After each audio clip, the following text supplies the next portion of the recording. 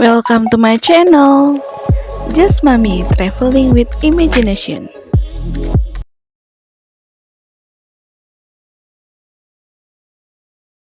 Ting! Saat Ira sedang sibuk dengan pekerjaannya, ponselnya berbunyi.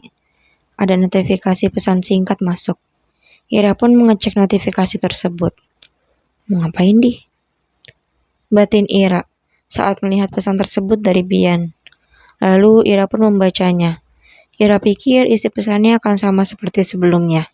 Sebab sebelumnya Bian telah mengirimkan banyak pesan karena Ira sedang merajuk. Namun ternyata Ira salah. Isi pesan kali ini berbeda. Bian mengabarkan bahwa markasnya diserang dan ia meminta doa dari Ira. Ira mengerutkan keningnya. Apa iya? Atau dia cuma pura-pura biar aku balas pesannya? Gumam Ira. Akhirnya Ira mengabaikan pesan tersebut. Ia pikir Bian hanya sedang cari perhatian. Dasar kayak anak kecil aja, caper, gumam Ira. Bian terlalu sering bercanda, sehingga Ira pikir kali ini pun Bian sedang bercanda. Saat masih tinggal di timur pun Bian sering mengerjai Ira. Ira melakukan aktivitasnya seperti biasa. Hingga sore hari, Ira sudah selesai bekerja. Ia pun pamit pada Arga dan pergi ke ruang papahnya untuk istirahat. Kok dia nggak ada chat lagi ya? Gumam Ira. Ia bingung karena Bian masih belum mengirimkan pesan padanya. Apa dia ngambek? Tanyanya. Namun Ira belum bisa menghubungi Bian karena ia harus berpamitan pada papahnya dulu. Ira pun melanjutkan pergi ke ruangan papahnya. Kemudian ia berpamitan. "Pak, aku udah selesai. Mau pulang sekarang boleh kan?" tanya Ira. Boleh dong, kan udah selesai, kecuali kalau kerjanya belum selesai. Baru papa larang. Sahutmu. Ya udah, aku pulang ya, Pak. Assalamualaikum, ucap Ira. Waalaikumsalam. Mu heran karena Ira berbeda. Biasanya Ira akan bercanda lebih dulu denganmu. Namun kali ini ia terlihat begitu serius. Sementara itu, setibanya di mobil Ira langsung berusaha menghubungi Bian. Harusnya jam segini di sana udah habis maghrib, ucap Ira. Ia pun melakukan panggilan ke nomor telepon Bian. Ira mengerutkan keningnya kalau panggilannya tak dijawab oleh Bian. Sudah beberapa kali Ira berusaha melakukan panggilan tetapi Bian masih belum menjawabnya. Kok nggak dijawab ya? Gumam Ira. Ia bingung karena tidak biasanya Bian seperti itu. Bian tidak pernah marah sampai menghilang tanpa kabar. Namun Ira pantang menyerah. Ia masih terus berusaha menghubungi Bian. Hingga akhirnya panggilan tersebut dijawab. Halo Bi, kamu kemana aja sih? Kenapa nggak jawab telepon dari aku? Tanya Ira. Suaranya terdengar panik. Selamat malam, Dok. Ucap anak buah Bian yang menjawab panggilan tersebut. Ira langsung mengecek ponselnya dan benar itu adalah nomor Bian. Ia bingung mengapa bukan Bian yang menjawab. Ini siapa ya? Tanya Ira gugup. Saya anak buah Komandan Fabian. Saat ini Komandan sedang tidak bisa menjawab panggilan karena beliau tertembak. Jawab anak buah Bian. Jantung Ira terasa hampir lepas. Ia sangat terkejut mendengar berita itu. Kenapa bisa seperti itu? Tanya Ira gugup. Saat sedang latihan tadi, markas kami diserang. Beruntung kami berhasil melakukan pertahanan. Namun komandan yang kurang berkonsentrasi itu tertembak. Jelas anak buah Bian. Sekarang Bian ada di mana? Tanya Ira cepat. Ia tidak bisa memikirkan apapun selain menyusul Bian, dimanapun dia berada. Saat ini kami sedang berada di rumah sakit yang ada di Surabaya, sebab peralatan di rumah sakit di sana kurang lengkap. Tadi komandan sudah dioperasi, namun jenderal meminta agar dilakukan pemeriksaan lanjutan. Jelas anak buah Bian. Saat tertembak, Bian langsung dilarikan ke pusat kota. Sebelumnya, dokter yang ada di perbatasan telah memberikan pertolongan pertama terhadap Bian. Kala itu posisi pelurunya cukup dalam, sehingga tidak bisa diambil hanya dengan operasi kecil dan peralatan seadanya. Selesai operasi tadi, Bian dijemput oleh pesawat jet. Kemudian ia dan beberapa anak buahnya terbang ke Surabaya. Sebagai komandan sekaligus anak jenderal, orang tua Bian tidak ingin terjadi sesuatu yang fatal terhadap anaknya. Sehingga mereka meminta agar Bian dicek secara menyeluruh. Oke, tolong kamu kirim alamat rumah sakit dan kamarnya segera. Saya akan ke sana sekarang, ucap Ira cepat, kemudian ia memutus sambungan teleponnya. Astagfirullah, Bi, maafin aku. Kenapa tadi aku malah nyuekin kamu? lirih Ira. Ia merasa sangat bersalah karena telah mengabaikan Bian. Kamu bercanda mulu sih, kan aku jadi nggak percaya pas kamu lagi serius. Keluh Ira. Ia bahkan tidak sempat pulang lebih dulu. Ira langsung menuju ke bandara. Dalam situasi seperti ini, Ira tidak ingin membuang waktu. Ia khawatir akan menyesal jika telat sampai ke sana. Setibanya di bandara, Ira langsung memesan tiket pesawat tercepat. Ia bahkan tidak peduli dengan penampilannya. Ira pun lupa melepas seneli yang ia kenakan karena sejak keluar ruangan tadi, Ira sudah gelisah. Oke, terima kasih, ucap Ira saat mendapatkan tiket yang ia butuhkan. Setelah itu, Ira pun langsung melakukan check-in dan boarding, sebab pesawat yang ia pesan memang sudah hampir take off. Bismillah, gumam Ira saat sudah berhasil duduk di dalam pesawat. Ia bahkan membeli tiket bisnis karena hanya itu yang tersedia. Tentu saja harganya pun tidak murah. Sebelumnya, Ira sudah mengabari mamahnya bahwa hari ini ia ada urusan penting, sehingga kemungkinan Ira akan pulang terlambat atau bahkan tidak pulang. Sepanjang jalan, Ira sangat gelisah. Ia memikirkan bagaimana kondisi kekasihnya itu. Ya Tuhan, selamatkan dia. Aku sangat mencintainya. Mohon izinkan kami untuk bahagia. Lirih Ira sambil menatap keluar jendela. Saat pesawatnya mendarat, Ira pun bergegas turun dan mencari taksi. Tak lupa ia menyalakan ponsel untuk melihat alamat rumah sakit yang dikirim oleh anak buah Bian. Pak, tolong ke rumah sakit ini ya, ucap Ira sambil menunjukkan ponselnya pada sopir tersebut. Taksi pun mengantarnya ke sana. Sambil di jalan, Ira berusaha menghubungi nomor ponsel Bian. Kenapa nggak dijawab sih? Gumam Ira kesal. Ia hanya ingin mendengar bahwa Bian masih aman. Namun panggilannya malah tidak dijawab. Pak, bisa lebih cepat gak Pak? Tanya Ira pada sopir. Iya, ini sudah cepat, Non.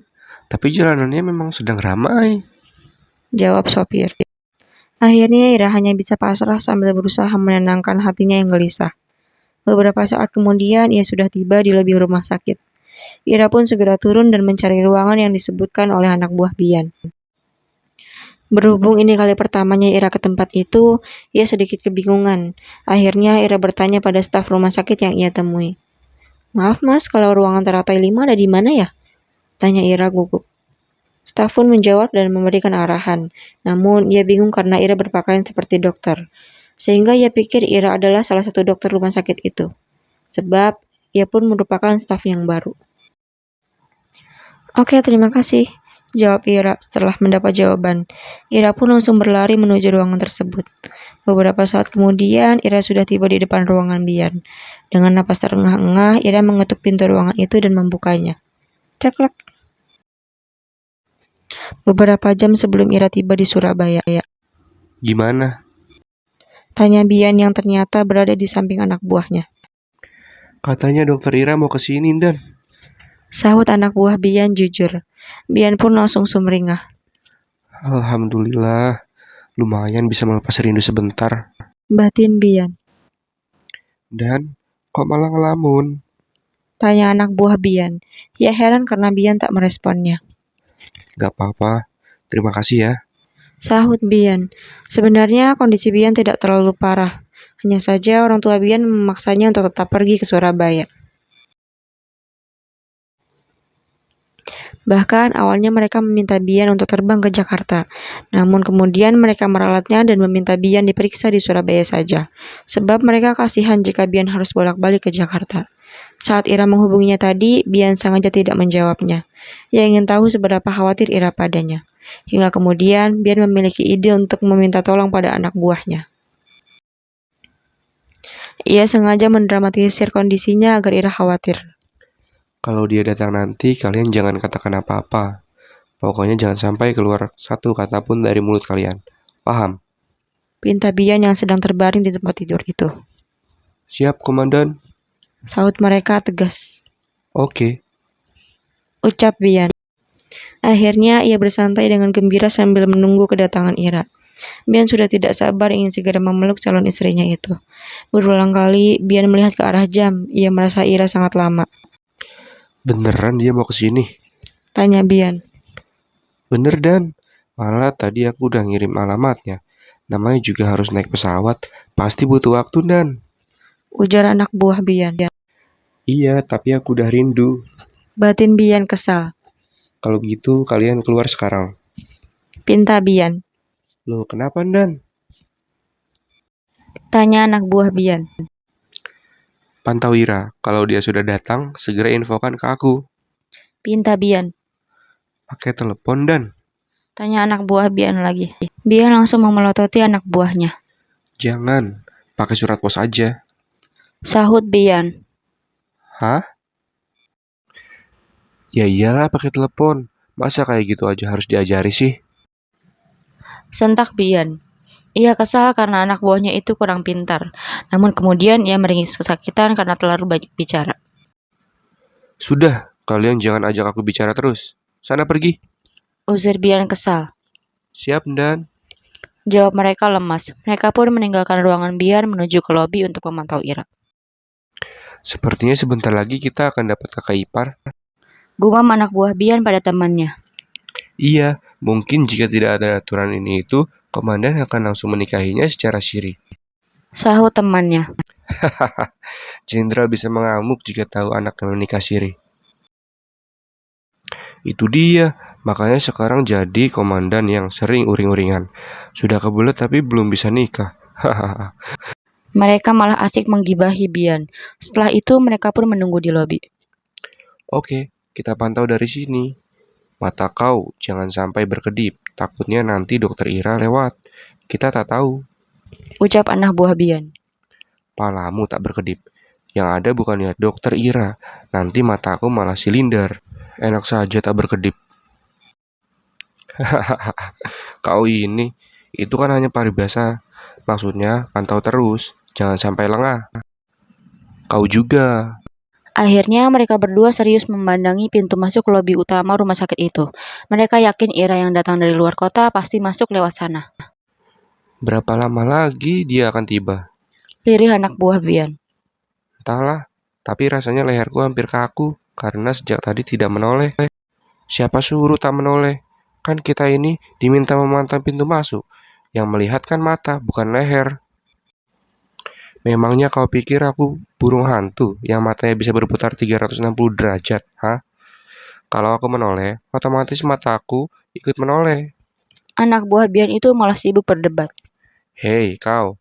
Kita ini kan berdua. Kalau kamu mau menoleh, bisa bilang-bilang kan? Nanti gantian. Iya juga ya. Itu kayak dokter Ira ya? Tanya anak buah Bian pada temannya. Oh iya? Syukurlah dia sudah sampai dengan selamat. Sahut temannya itu. Namun beberapa detik kemudian mereka sadar. Hah?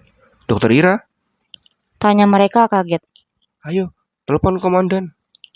Ucap mereka gugup. Sebab saat itu Ira sudah masuk ke dalam lift. Ya Tuhan, komandan kemana ini? Gumamnya. Sebab Bian tidak langsung menjawab panggilannya. Telepon terhubung. Dan, dokter Ira sudah naik ke atas. Ucap anak buah Bian cepat. Hah? Gimana sih? Bian hendak protes.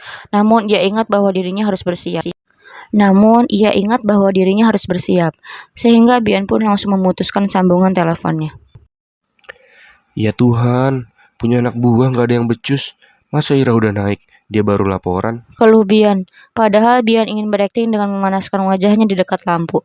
Namun ia yakin dirinya akan terlambat. Sehingga Bian yang sedang bersantai sambil menonton televisi di sofa itu langsung melompat ke tempat tidur. Bian pun bersiap untuk pura-pura terlelap. Ia menarik selimut dan memejamkan matanya. Jantungnya berdebar kencang karena terkejut dan terburu-buru. Awas kalian ya. Gumam Bian kesal. Bian pun mengatur napas agar tidak terlihat sedang terkejut oleh Ira. Namun saat Bian baru saja menarik nafas, pintu kamarnya sudah terbuka oleh Ira. Astaga, kenapa cepat sekali? Aku belum buang nafas. Batin Bian. Namun kemudian ia melepaskan napasnya dengan sangat berhati-hati. Akan tetapi Bian belum sempat memasang selang oksigen yang seharusnya dipasang di hidungnya. Sehingga selang itu berada di leher. Sebab tadi ia sibuk mengatur napas lebih dulu. Ia lupa siapa yang sedang dihadapi saat ini. Bi, lirih Ira saat melihat Bian. Ia pun langsung masuk dan menghampiri Bian. Saat tiba di depan Bian, Ira langsung memeluknya. Ya Allah, Bi, maafin aku. Aku gak nyangka kamu bisa sampai kayak gini. Aku kira kamu cuma bercanda. ucap Ira sambil memeluk Bian. Ia menitikkan air mata karena kekhawatirannya yang membuncah. Saat itu tidak ada siapapun, sehingga Ira belum bisa menanyakan perihal kondisi Bian. Bi, aku yakin kamu pasti kuat. Kamu kan jagoan, ngelawan mafia aja bisa, jadi kamu pasti sanggup bertahan. Lirih Ira. Pas dengar kamu ketembak, aku takut banget, Bi. Tolong jangan tinggalin aku ya. Kita kan mau nikah. Kamu kan udah janji bakal nyusul aku ke Jakarta 2 bulan lagi. Pokoknya kalau kamu bohong, aku marah. Ancam Ira sambil berurai air mata. Katanya bodoh amat, tapi takut juga kehilangan kan? Batin Bian. Ira yang sedang membelakangi wajah Bian pun menoleh ke arahnya. Ia langsung melepas pelukannya kalau melihat selang oksigen tidak ada pada tempatnya. Loh, kok selangnya ada di sini? Gimana sih? Keluh Ira, kemudian ia membenarkan posisinya. Waduh, ketahuan gak ya? Batin Bian.